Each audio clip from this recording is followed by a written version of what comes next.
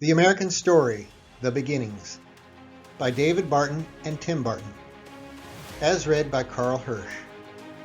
The American Story highlights some of the interesting moments and people that reveal God's providence in America.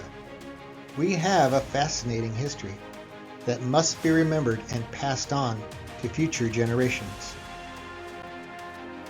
Section 3, The American War for Independence. Chapter 12, Anti-Religious or Least Religious, as well as Chapter 13, The Cost of Freedom, 1775 through 1783. It is an unfortunate tendency that in recent years, many writers and academics emphasized what are the exceptions rather than the rule concerning faith among notables in the founding era. Thus, the anti-religious positions of Thomas Paine and Ethan Allen are highlighted, along with a few letters from Thomas Jefferson or John Adams, as well as select statements by Benjamin Franklin or James Madison. Yet, while individuals such as Jefferson and Franklin did not agree with every traditional doctrine of Christianity, they, along with Adams and Madison, nevertheless were public advocates of both Christianity and the Bible. Important facts conveniently omitted by those who wrongly seek to portray the American founders as anti-religious or anti-Christian. Take Benjamin Franklin as an example. The modern narrative of him being irreligious and even anti-religious is more the result of agenda-driven historical misrepresentation than the accurate historical fact. Franklin, early in his life, while in his 20s, called himself a deist. He also had loose sexual morals during this time and fathered a child outside of wedlock. But Franklin renounced deism and changed significantly as the years passed, especially after his extended friendship with the Reverend George Whitefield. Franklin ended up publishing many of Whitefield's sermons, so many, in fact, that in only a single year, Franklin published 7 times as many of Whitefield's works as he had the previous year, tripling Franklin's printing business. As Franklin aged, he steadily became more outspoken in favor of religion and morality, in private life as well as public life. He helped start schools in which African American students learned not only academics, but also the principles of Christianity. He also helped found the College of Philadelphia, now the University of Pennsylvania, for the explicitly declared purpose of instructing youth in knowledge of the Christian religion, personally affirming that the history classes of the university would, quote, afford frequent opportunities of showing the necessity of public religion from its usefulness to the public, and the advantage of a religious character among private persons, and the excellency of the Christian religion above all others, ancient or modern, end quote. And when Thomas Paine, who was anti-religious and one of the few true deists in the founding era, informed Franklin of his plan to write a piece that was a direct assault on the Bible and Christianity, Franklin's response to Paine was unequivocal and forceful. The consequence of printing this piece will be a great deal of odium, hate, drawn upon yourself, mischief to you, and of no benefit to others. He that spits into the wind spits in his own face. But were you to succeed, do you imagine any good would be done by it? Think how great a portion of mankind have need of the motives of religion to restrain them from vice, to support their virtue. I would advise you, therefore, not to attempt unchaining the tiger, but to burn this piece before it is seen by any other person. The fact that Franklin in his autobiography said he was a deist in early life did not mean he remained one. In fact, shortly after that admission, and in the very same work, Franklin immediately reported that he had quickly moved away from the beliefs of deists and freethinkers shortly after embracing them, finding their arguments, quote, not very useful, end quote, and, quote, not now so clever a performance as I once thought it, end quote. He also talked freely about the numerous occasions of God's direct influence in his life, even composing personal prayers and messages of thanks to God, which is definitely neither the belief nor the practice of a deist. Despite this, many secular authors today still find it convenient to cite Franklin's single statement about having been a deist as a young man, ignoring his many statements to the contrary from the very same work. While Franklin would not be considered an Orthodox Christian today, he still recognized the great value of a belief in God, religion, and the Bible. For example, just weeks before Franklin's death, he exchanged letters with the Reverend Ezra Stiles, then president of Yale College, addressing the question of whether Jesus was divine, a long-standing doctrine of Orthodox Christianity. Stiles wrote his good friend Franklin, first requesting a portrait of him to display at Yale, and then asking a question regarding Franklin's personal beliefs about Jesus. Stiles' letter and Franklin's response are very revealing about Franklin's general religious beliefs. Here are excerpts from both letters. On January 28, 1790, Stiles wrote Franklin asking, "You know, sir, that I am a Christian, and would to heaven all others were such as I am, except my imperfections and deficiencies of moral character.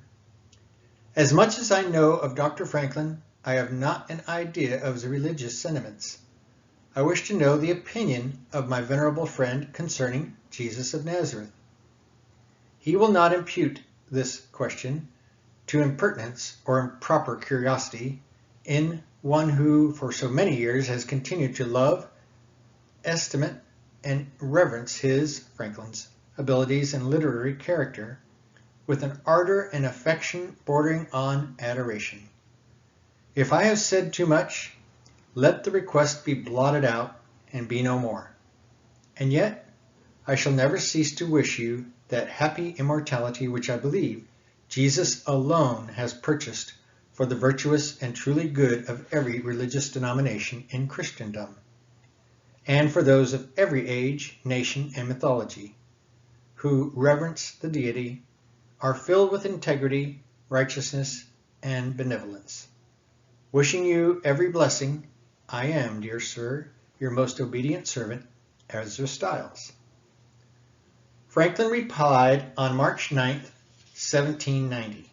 Just 5 weeks before his death, on April 17, 1790. He first told Stiles he was flattered by his request to place a picture of him at Yale.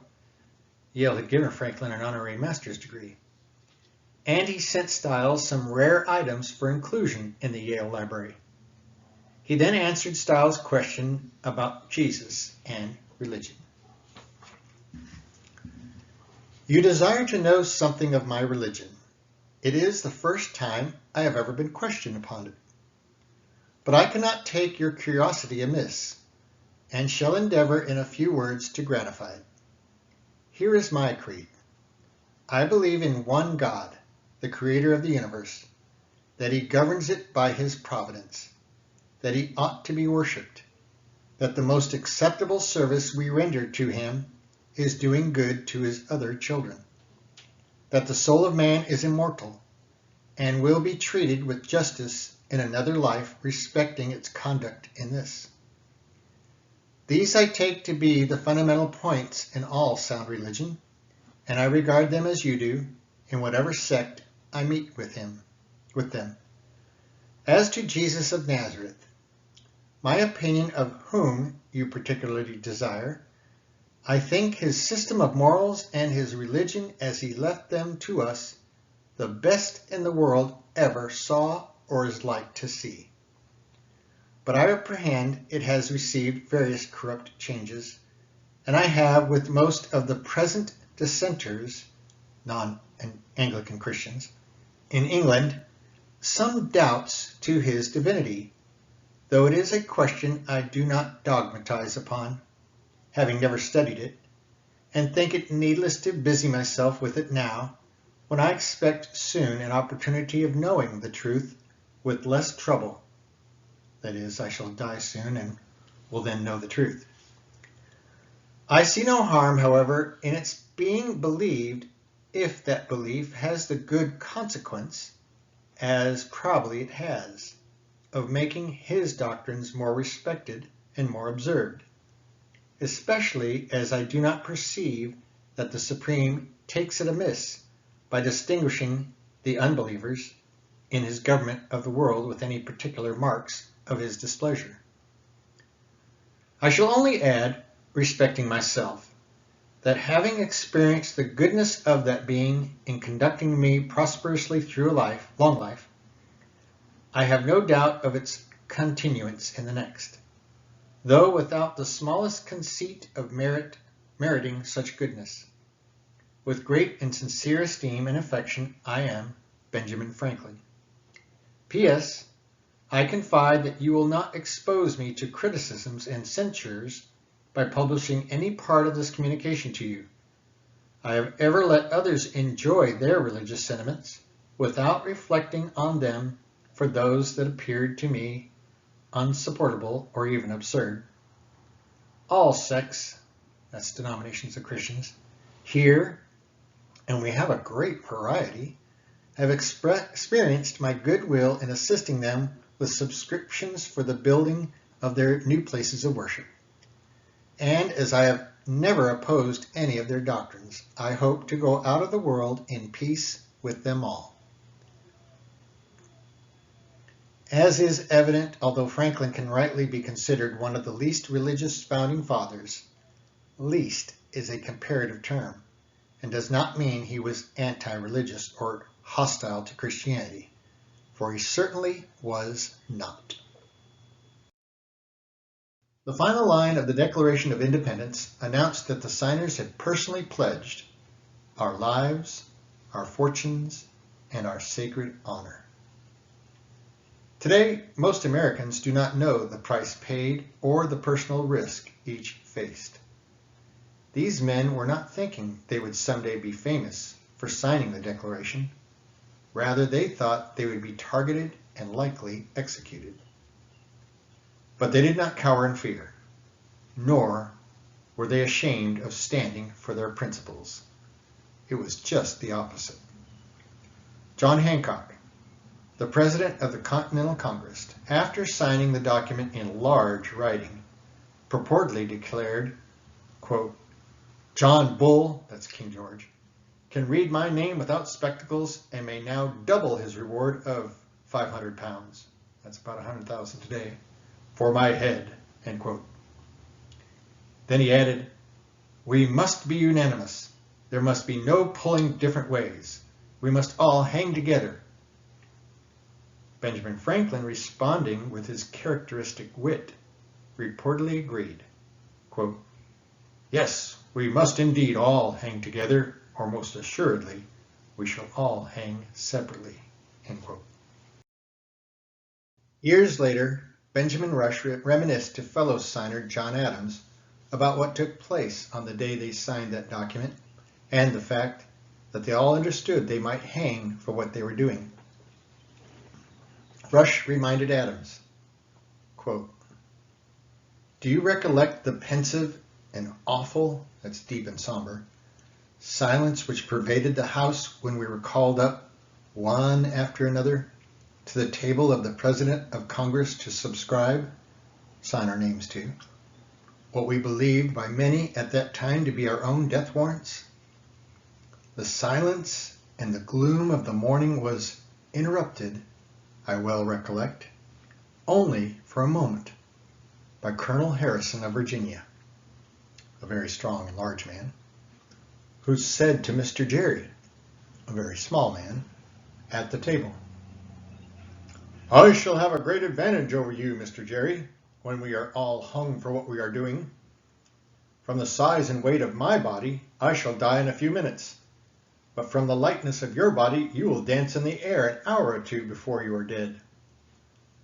The speech procured a transient, temporary smile, but it was soon succeeded by the solemnity, seriousness, with which the whole business was conducted. While Harrison's comment momentarily lightened the somber mood of the day, they all recognized that death was a very real likelihood for each of them. America would be fighting the mighty British Empire, the greatest military power on the earth. The founders faced the genuine possibility of losing everything they had, and in various ways, they all suffered for their decision. They realized that, in the words of a noted historian who said, "History was strewn with the bones and blood of freedom fighters." That historian calculated 9 signers died of wounds or hardships during the Revolutionary War. 5 were captured or imprisoned, in some cases with brutal treatment. The wives, sons, and daughters of others were killed, jailed, mistreated, persecuted, or left penniless. One was driven from his wife's deathbed and lost all his children. The houses of 12 signers were burned to the ground. 17 lost everything they owned. Every signer was proscribed a traitor. Everyone was hunted. Most were driven into flight. Most were at one time or another barred from their families or homes. Most were offered immunity, freedom, rewards, their property, or the lives and release of loved ones to break their pledged word or to take the king's protection. Their fortunes were forfeited, but their honor was not. No signer defected or changed his stand throughout the darkest hours. Their honor, like the nation, remained intact. While retrospect establishes the sacrifices of the signers, the high cost of their actions was apparent to them from the very beginning. They talked openly among themselves about the losses suffered by their fellow signers, as when Thomas Nelson of Virginia reported to Thomas Jefferson in January of 1777. "Our little friend, Francis Hopkinson, has suffered greatly by these freebooters, British plunderers.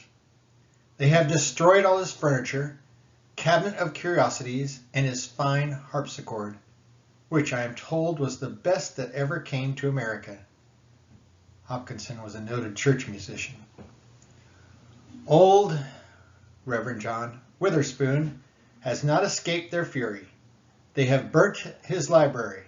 It grieves him much that he has lost his controversial tracts." Those are his writings on theological debates. "He would lay aside the cloth," his minister robes, "to take revenge of them. I believe he would send them to the devil if he could. I am sure I would." Many of these signers have been forgotten today. Also, overlooked is the high personal price each paid for the liberty we now possess and too often take for granted. As John Adams reminded the younger generation of his day, the sacrifice the founders made should always be remembered and honored. Quote, "Posterity, you will never know how much it cost the present generation to preserve your freedom. I hope you will make a good use of it. If you do not, I shall repent in heaven that I ever took half the pains to preserve it." End quote.